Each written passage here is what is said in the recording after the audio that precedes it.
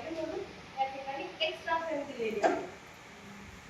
आणि हा एक मधमाशी स्वतःचं जेव्हा अन्न तयार करते त्यावेळेस ती खूप हुशार आहे.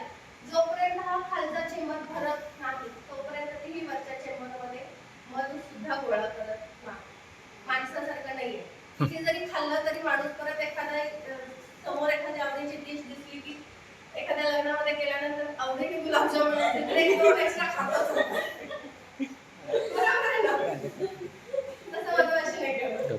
जोपर्यंत स्वतःसाठी अन्न त्या ठिकाणी पूर्ण तयार करून संपत नाही हे चेंबर जोपर्यंत भरत नाही तोपर्यंत या शीटमध्ये मध गोळा करत नाही.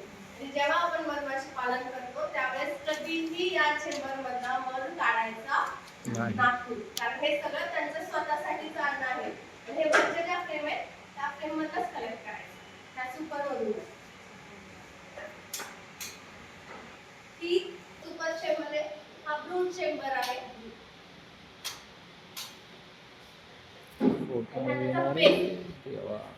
हे काय